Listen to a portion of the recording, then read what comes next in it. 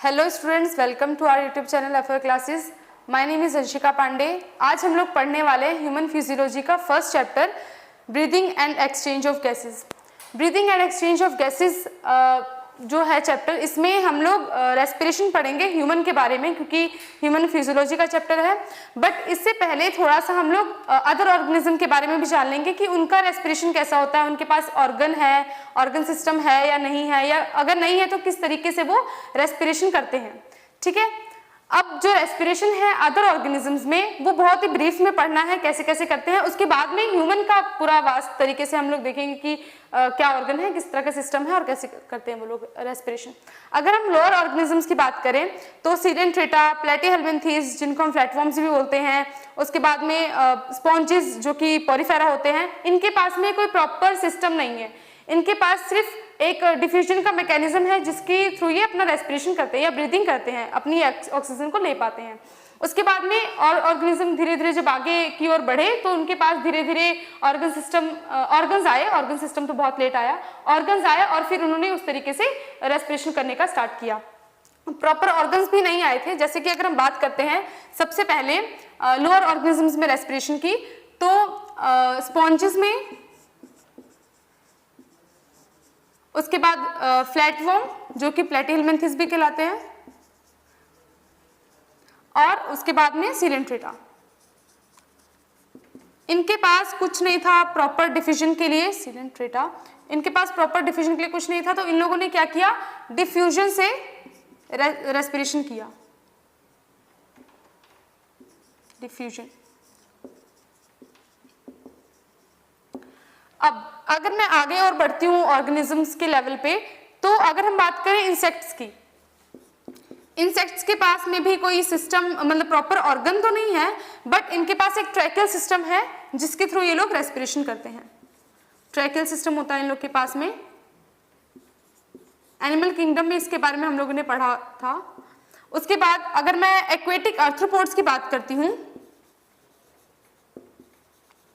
Aquatic arthropods में gills हैं, क्योंकि वो लोग एक्वेटिक हैं, एक्वेटिक एनवायरनमेंट में रहते हैं, तो गिल्स से ही वो रेस्पिरेशन कर पाते हैं। इसके बाद अगर हम टेरेस्ट्रियल ऑर्गेनिजम्स की बात करते हैं, एक्वेटिक में अगर फिशेस की बात करते हैं तो उनके पास में भी गिल्स हैं। ये स्पॉन्जेस, प्लेटफॉर्म, सीडेंट्रेटा, कोई ऑर्गन नहीं है इनके पास प्रॉपर, तो ये डिफ्यूजन से अपना स्किन के थ्रू रेस्पिरेशन कर लेते हैं। इंसेक्ट्स के पास में भी थोड़ा सा सिस्टम है, एक ट्रैकियल सिस्टम, प्रॉपर ऑर्गन नहीं है, सिस्टम नहीं ऑर्गन का। उसके बाद एक्वेटिक आर्थ्रोपोड्स के पास में गिल्स हैं, फिशेस के पास में गिल्स हैं। ये सब के सब जो है वो इनवर्टिब्रेट्स के अंदर आते हैं। हमारी फिशेस जो है वो वर्टिब्रेट्स के अंदर आती हैं, ये सभी इनवर्टिब्रेट्स हैं फिशेस। उसके बाद में हमारे एम्फीबियंस, उसके बाद में टेरेस्ट्रियल हमारे मैमल्स हो गए, बर्ड्स हो गई, बर्ड्स के बाद में रेप्टाइल्स हो गए। इन सभी के पास में कुछ कुछ है। तो फिशेस के पास में गिल्स है रेस्पिरेशन के लिए, एम्फीबियंस को अभी हम बाद में बात करते हैं। मैमल्स के पास में लंग्स है, इसके बर्ड्स के पास में भी लंग्स है और रेप्टाइल्स के पास में भी लंग्स है रेस्पिरेशन के लिए। जो एम्फीबियंस हैं, क्योंकि ये वाटर और एयर दोनों में रहते हैं ना, दोनों मोड है इनका रहने का, तो इनके पास में एयर में रहने के लिए भी रेस्पिरेशन का तरीका है और इनके पास में एक्वेटिक भी तरीका है। तो ये लोग गिल से भी कर सकते हैं रेस्पिरेशन, और इनके पास में इनके पास में लंग्स भी है रेस्पिरेशन के लिए। ये लंग्स से भी रेस्पिरेशन कर सकते हैं, और क्योंकि इनके पास में मॉइस्ट स्किन है, उस स्किन से भी रेस्पिरेशन कर सकते हैं। मॉइस्ट क्यूटिकल होता है, उससे भी रेस्पिरेशन कर सकते हैं। तो हमने बात कर ली बाकी ऑर्गेनिजम्स कैसे रेस्पिरेशन करते हैं, स्पॉन्जेस और ये सब डिफ्यूजन से, इंसेक्ट ट्रैकियल सिस्टम से। एक्वेटिक ऑर्गेनिजम्स जो हैं वो गिल से करते हैं, और फिशेस जो है वो भी गिल से करती हैं। बट ये सब जो है वर्टिब्रेट्स हैं, हायर लेवल के ऑर्गेनिजम्स हैं। ये सब इनवर्टिब्रेट्स है, लोअर लेवल के ऑर्गेनिजम्स हैं। इनके पास कोई प्रॉपर ऑर्गन नहीं होता है अगर हम बात करें। इसके बाद अब हम ह्यूमन पे आ जाते हैं। ह्यूमन में रेस्पिरेशन करने के लिए एक प्रॉपर सिस्टम है, क्योंकि हम एडवांस लेवल के ऑर्गेनिजम्स हैं और हम वर्टिब्रेट्स में आते हैं, तो ह्यूमन के पास प्रॉपर सिस्टम है रेस्पिरेशन करने के लिए। अगर हम ह्यूमन रेस्पिरेटरी सिस्टम की बात करते हैं तो ये स्टार्ट होता है नॉस्ट्रिल से। इनके पास में होते हैं नॉस्ट्रिल्स, नॉस्ट्रल्स के आगे जाता है नेजल पैसेज, नेजल पैसेज के बाद में पैसेज, इसके बाद में आता है हमारा फेरिंग्स। फेरिंग्स जो है वो एक कॉमन पैसेज है, कॉमन पैसेज किस चीज का कॉमन पैसेज है? फूड और एयर, दोनों चीजें यहां से पास हो सकती हैं, फूड एंड एयर।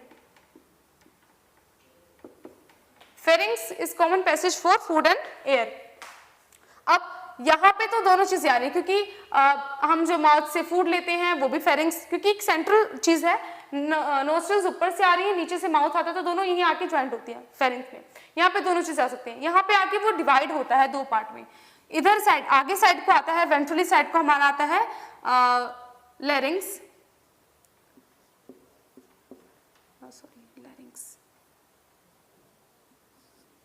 लैरिंग्स आता है। और अगर मैं डोर्सली साइड को देखूं तो यहाँ पे आता है हमारा इसोफेगस।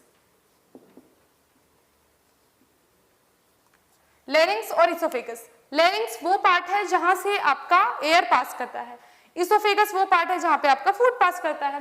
तो नॉस्ट्रल, नेजल पैसेज, फेरिंग्स, फिर लैरिंग्स। फेरिंग्स दो पार्ट में बटा है, आगे की ओर लैरिंग्स और पीछे की ओर इसोफेगस। अब यहाँ पे जो लैरिंग्स है वो कुछ इस शेप का होता है और इसकी कवरिंग होती है। जो लैरिंग्स है वो एक कवरिंग से कवर होता है जिसको हम बोलते हैं एपिग्लोटिस। एपिग्लोटिस क्योंकि ये ग्लोटिस के ऊपर है, लैरिंग्स यानी कि ग्लोटिस इसके ऊपर है, तो इसलिए हम बोलते हैं एपिग्लोटिक्स। एक फ्लैप जैसा रहता है, ऐसा कुछ फ्लैप जैसा रहता है जो कि बंद होता है और खुलता है जरूरत के हिसाब से। अगर मैं इनहेल कर रही हूँ या एक्सहेल कर रही हूँ तो मेरे इस लैरिंग्स को खुलना जरूरी है, तो ये एपिग्लोटिस हट जाता है और मेरे एयर को पास करने में हेल्प कर पाता है। अगर मैं कुछ फूड ले रही हूँ तो मेरा लैरिंग्स में वो फूड नहीं जाना चाहिए, मेरे वॉइस बॉक्स में अगर फूड चला गया तो मेरे को प्रॉब्लम होगा बोलने में, या ट्रैकियल सिस्टम में प्रॉब्लम होगा, मेरे ट्रैकिया में प्रॉब्लम होगा, लंग्स में प्रॉब्लम होगा। तो जो फूड है वो इसोफेगस से निकल जाए यहाँ, क्योंकि फेरिंग्स में तो दोनों चीजें आ रही है, एयर भी आ रही है और फूड भी आ रहा है, तो एयर तो यहाँ पास करे बट फूड यहाँ पास नहीं करना चाहिए, इसलिए एपिग्लोटिस होता है। जब भी हम फूड लेते हैं तो फूड उधर साइड पास कर जाता है और यहाँ पे एपिग्लोटिस को कवर करके रखती है ताकि फूड यहाँ ना आए। अब जो ये एपिग्लोटिस है ये कार्टिलेज का बना है, कार्टिलेज का बना होता है, और इसको जो हमारा जो हमारा लैरिंग्स है उसको हम साउंड बॉक्स भी बोलते हैं। ठीक है, इस लैरिंग्स के आगे हमारा ट्रैकिया कंटिन्यू करता है, ऐसे हमारा ट्रैकिया होता है। यहाँ पे जो ट्रैकिया है वो आगे जाके दो पार्ट में बढ़ जाता है, प्राइमरी और सेकेंडरी, आगे जाकर के ब्रोंकाई आते हैं। तो ये हमारा लैरिंग्स हो गया, लैरिंग्स के बाद में हमारा ब्रोंकाई, ब्रोंकाई से हमारे लैरिंग्स, लैरिंग्स के आगे ट्रैकिया, ट्रैकिया से हमारे ब्रोंकाई निकले हुए हैं। ठीक है, अब जो ब्रोंकाई है ये आगे ब्रांचेस बनाते जाते हैं, उस हिसाब से इनके नाम है प्राइमरी, सेकेंडरी, टर्शरी और टर्मिनल। तो ये प्राइमरी ब्रोंकाई हो गया। प्राइमरी ब्रोंकाई के बाद में ये आगे और डिवाइड करता है फर्दर और बनाता है सेकेंडरी ब्रोंकाई। जो सेकेंडरी है वो आगे और फर्दर डिवाइड करता है और बनाता है टर्शरी ब्रोंकाई। टर्शरी आगे और करता है और ये क्या बनाता है? Terminal bronchi. अब जो ये टर्मिनल ब्रोंकाई है ये फिर और डिवाइड करेगा और थोड़ी पतली होती है, ब्रोंकाई थोड़ी सी मोटी होती है as compared to bronchioles. Bronchioles आगे बनेंगी, थोड़ी सी पतली रहेंगी इसके हिसाब से, और ये इनिशियल ब्रोंक्यूल और इसके बाद में लास्ट आएगा आपका टर्मिनल ब्रोंक्यूल। इस तरह से इनकी ब्रांचेस होती जाती है, ब्रांचेस की तरह पूरा ब्रांच का झुंड सा रहता है, ये सब लंग्स के अंदर कवर रहता है हमारे। तो ये है हमारा ट्रैकिया। ट्रैकिया के बाद में ये हमारी थी प्राइमरी ब्रोंकाई, ये है हमारी सेकेंडरी जो कि प्राइमरी से निकली हुई है, तो सेकेंडरी ब्रोंकाई। अब इस सेकेंडरी से निकली हुई ये टर्शरी। अब टर्शरी के बाद में टर्शरी से निकली हुई ये क्या है हमारी टर्मिनल। अब टर्मिनल ब्रोंकाई के बाद में टर्मिनल ब्रोंकाई से निकली हुई हमारी इनिशियल ब्रोंक्यूल,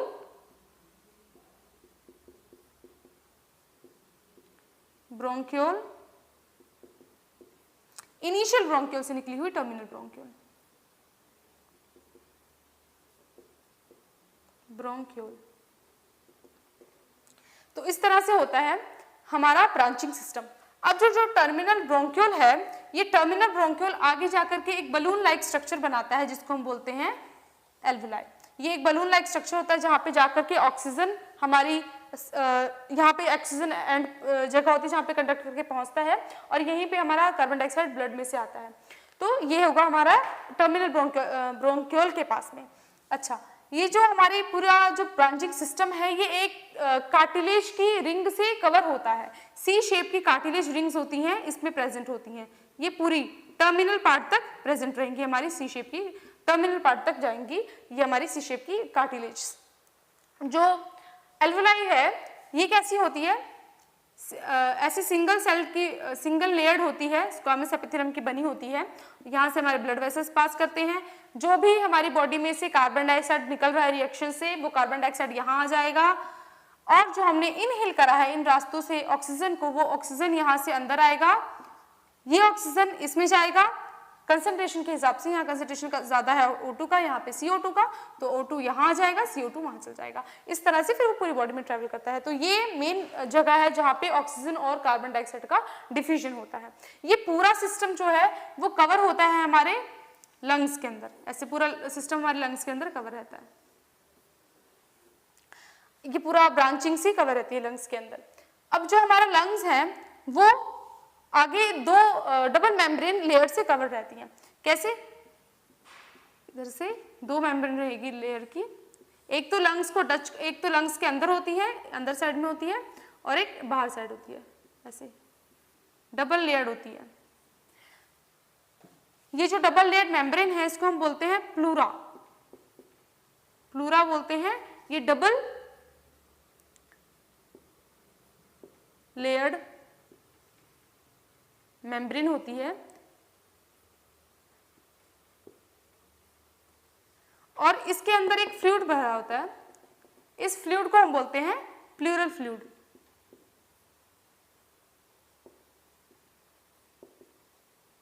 तो ये डबल लेयर मेम्ब्रेन है, दोनों साइड से कवर करती है हमारी लंग्स को। इसके अंदर भरा होता है प्लूरल फ्लूइड।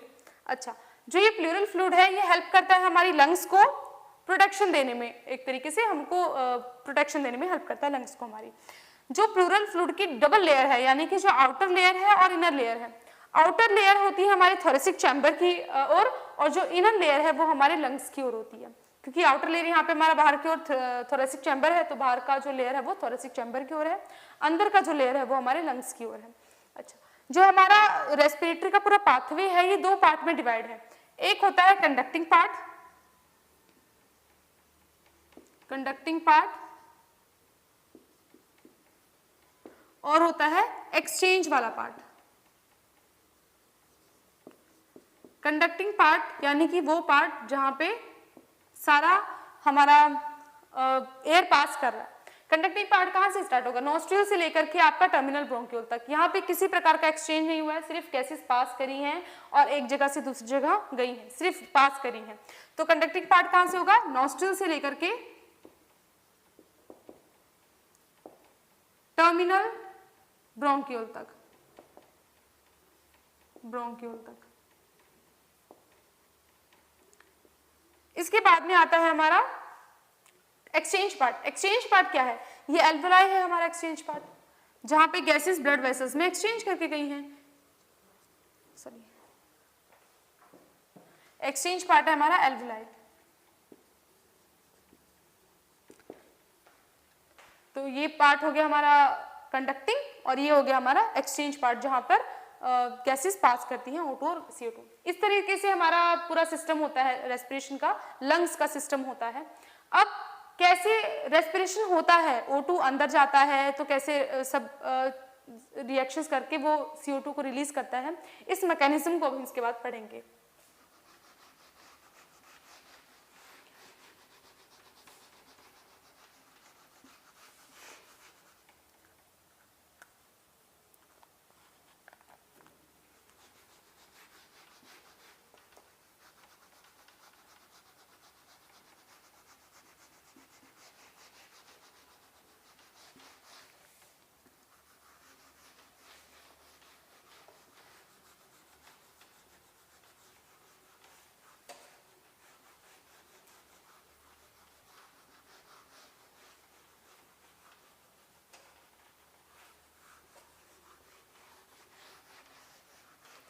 अब हम लोग पढ़ने वाले हैं मैकेनिज्म ऑफ ब्रीदिंग। ब्रीदिंग का मैकेनिज्म कैसे काम करता है। तो अगर हम देखें कि कोई भी गैस ट्रेवल कर रही है एटमॉस्फेयर से हमारे लंग्स के अंदर या लंग्स से गैस जा रही है एटमॉस्फेयर के अंदर, तो वो डिपेंड करता है कंसंट्रेशन के ऊपर। जहां कंसंट्रेशन ऑफ गैसेस हाई होगा वहां से जहां लो होगा वहां तक ट्रेवल करेगी।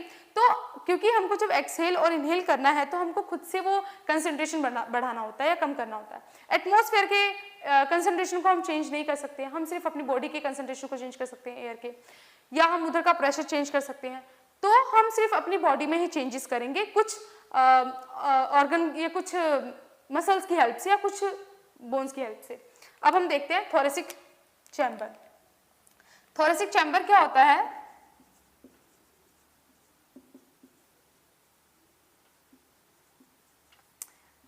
थोरेसिक चैम्बर 4 चीजों से मिलकर बनता है। डोर्सली होता है हमारा वर्टिबल कॉलम,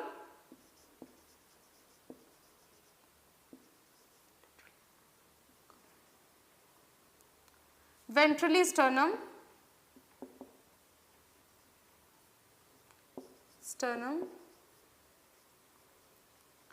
और अगर मैं नीचे से देखूं तो हमारा डायफ्राम होता है,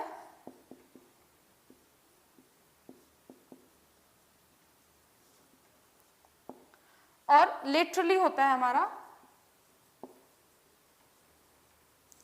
रिब्स। ये 4 चीजें हमारे थोरेसिक चैम्बर को मिलकर बनाती हैं। थोरेसिक चैम्बर को एक बॉक्स जैसा बना देती हैं। नीचे से हमारा होता है डायफ्राम, नीचे से डायफ्राम, पीछे से वर्टिबल कॉलम, आगे से स्टर्नम, और साइड से लेटरल साइड से क्या होती है हमारी रिब्स। ये सारी चीजें मिलकर के हमारे थोरेसिक चैम्बर को बनाती हैं। इनके अंदर हमारा लंग्स प्रेजेंट होता है। तो अगर मैं कोई भी चेंज थोरेसिक चैम्बर के अंदर करती हूँ तो वो चेंज कहाँ पे दिखता है हमको, लंग्स के अंदर। क्योंकि मैं लंग्स के अंदर चेंज नहीं कर सकती हूँ, वहां का प्रेशर, वहां का वॉल्यूम चेंज नहीं कर सकती हूँ, तो मुझे चेंज करना पड़ेगा अपने थोरेसिक चैम्बर का वॉल्यूम चेंज। तो जो भी चेंज होगा, चेंज इन थोरेसिक चैम्बर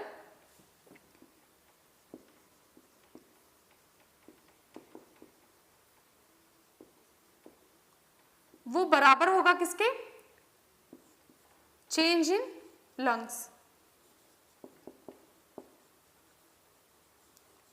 इसको हम एक तरीके का एनाटॉमिकल सेटअप बोलते हैं।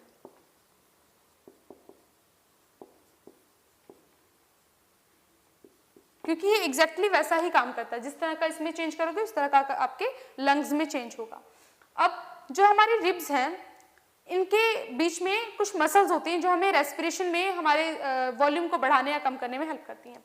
रिब्स ऐसी होती हैं, यहाँ पे हमारा है वर्टिबल कॉलम, पीछे साइड है हमारा वर्टिबल कॉलम, आगे साइड है स्टर्नम। पीछे वर्टिबल कॉलम से आगे स्टर्नम की ओर जाती हैं रिब्स। तो ऐसे हमारी रिब्स गई, और एक ऐसा दो रिब्स के बीच में कुछ मसल्स होती हैं। इन मसल्स को हम बोलते हैं इंटरकोस्टल मसल्स। Intercostal muscles. अब ये इंटरकोस्टल मसल्स हेल्प करती हैं हमको रेस्पिरेशन में। बट ये इंटरकोस्टल मसल्स भी 2 टाइप की होती हैं। एक होती है एक्सटर्नल इंटरकोस्टल और एक इंटरनल इंटरकोस्टल। तो एक होती है एक्सटर्नल, एक होती है internal intercostal muscles. External intercostal muscles और इंटरनल इंटरकोस्टल मसल्स। अब ये एक्सटर्नल इंटरनल होती कैसी हैं, 2 रिब्स हैं, रिब्स के बीच में प्रेजेंट होती हैं। ये कुछ अनियन की तरह होता है। जैसे आप अनियन को छीलते हो तो बाहर की जो लेयर है उसके बाद अंदर की लेयर दिखती है आपको। तो अगर बाहर की एक्सटर्नल इंटरकोस्टल को छीलोगे तो अंदर की आपको इंटरनल इंटरकोस्टल मसल्स दिखेंगी। तो ये एक के ऊपर एक रहती है, अंदर से इंटरनल होती है, उसके बाद में बाहर होती है एक्सटर्नल इंटरकोस्टल मसल्स। ये हेल्प करती है हमारे रेस्पिरेशन में। अब ये हमारा थोरेसिक चैम्बर है। मैं अपने लंग्स में चेंज नहीं करूंगी, थोरेसिक चैम्बर में चेंज करके वॉल्यूम को चेंज करूंगी। क्योंकि हमको पता है जो प्रेशर है वो इनवर्सली प्रोपोर्शनल होता है हमारे वॉल्यूम के। प्रेशर इनवर्सली प्रोपोर्शनल है वॉल्यूम के। तो अगर मुझे कहीं का प्रेशर, क्योंकि मुझे बाहर का, मैं एटमॉस्फेयर का प्रेशर चेंज नहीं कर सकती गैसेस का, तो मैं अपने अंदर का चेंज करूंगी। अगर मुझे इनहेल करना है, अपने अंदर का ऑक्सीजन का कंसंट्रेशन कम करना पड़ेगा मुझे, यानी कि वहां का प्रेशर कम करना पड़ेगा, तो मैं वहां का वॉल्यूम बढ़ा दूंगी। वॉल्यूम, क्योंकि प्रेशर कम कैसे करूंगी, तो वॉल्यूम बढ़ा दूंगी, प्रेशर कम हो जाएगा वहां पे। और अगर मुझे कार्बन डाइऑक्साइड के लिए करना है तो प्रेशर को इंक्रीज कर दूंगी, वॉल्यूम को कम कर दूंगी, तो वो एक्सहेल हो जाएगा। तो वो सेम चीज मैं यहाँ करूंगी। कैसे वॉल्यूम कम या ज्यादा करूंगी, अब हम देखते हैं।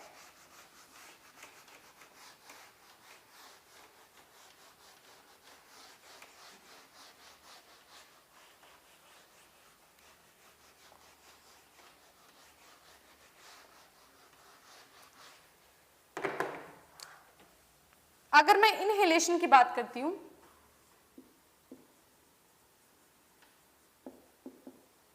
और एक्सहेलेशन की बात करती हूं,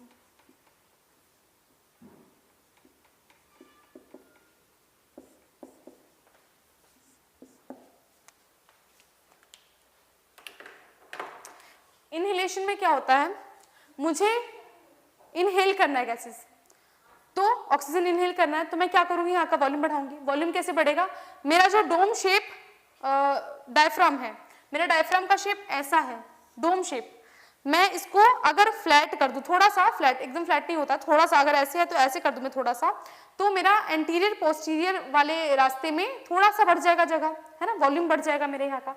तो मेरा डायफ्राम जो है, डायफ्राम ये डोम शेप से चेंज हो जाता है, थोड़ा सा फ्लैट होता है, एकदम फ्लैट नहीं होता है, यानी कि ये कंट्रैक्शन कर लेगा, थोड़ा सा फ्लैट हो जाएगा। इसने इस तरह से बढ़ा दिया हमारे वॉल्यूम को। अब अगर मैं देखूं, इसने क्या करा, एंटीरियर पोस्टीरियर वे में कर दिया, एंटीरियो पोस्टीरियर वे में। अब मुझे लेटरली भी थोड़ा सा चाहिए, मतलब सॉरी डोर्सल और वेंट्रली भी चाहिए थोड़ा सा चेंज, तो मैं क्या करूंगी, जो मेरा रिब्स की मसल्स हैं, इंटरकोस्टल मसल्स, इंटरकोस्टल मसल्स, उसमें से भी एक्सटर्नल वाली काम करती है, एक्सटर्नल इंटरकोस्टल मसल्स, ये क्या करेंगी, ये काम करेंगी मसल्स, और मेरा जो वॉल्यूम है डोर्सल और वेंट्रल साइड में बढ़ा देंगी, ये वाली मसल्स। तो रिब्स को क्या करेंगी, रिब्स और स्टर्नम को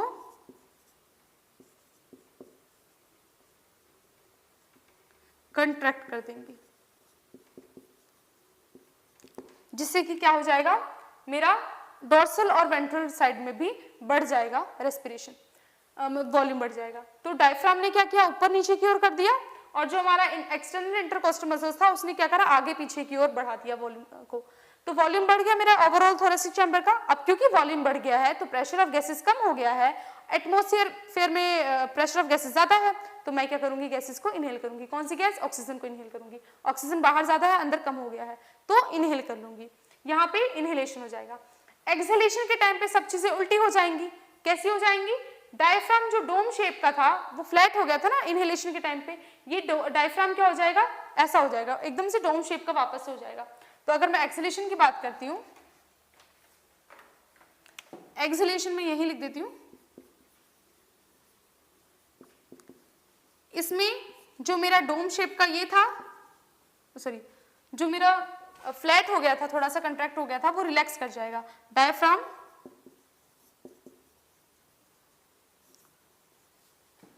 कंट्रैक्शन से रिलैक्सेशन में आ जाएगा, यानी कि फ्लैट से डोम में आ जाएगा, डोम शेप में आ जाएगा, वापस से रिलैक्स कर जाएगा, रिलैक्सेशन हो जाएगा यहाँ पे। इसके बाद में जो मेरी एक्सटर्नल इंटरकोस्टल मसल्स थी ये भी रिलैक्स कर जाएंगी। तो इंटरकोस्टल मसल्स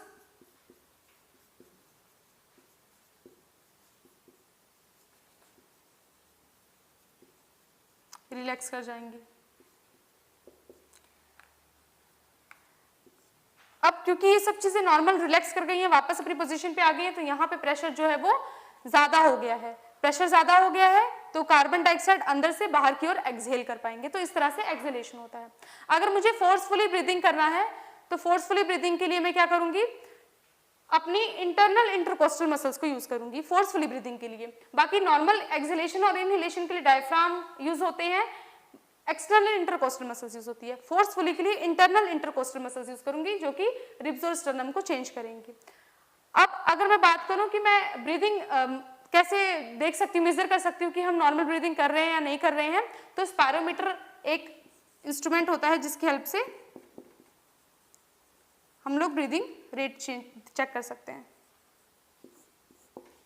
इसके बाद का टॉपिक है कि हम मैकेनिज्म ऑफ ब्रीदिंग के बाद में कैसे अपनी कैपेसिटीज देख सकते हैं, वॉल्यूम देख सकते हैं अपनी लंग्स का, कि हमारे लंग्स में टाइडल वॉल्यूम और कौन कौन सी वॉल्यूम्स होती हैं, वो कितनी होती है कितनी नहीं होती हैं, कैपेसिटीज देख सकते हैं, जो कि हम नेक्स्ट लेक्चर में देखेंगे। अभी इतना हो गया है मैकेनिज्म ऑफ ब्रीदिंग तक। नेक्स्ट लेक्चर में मिलते हैं। Thank you.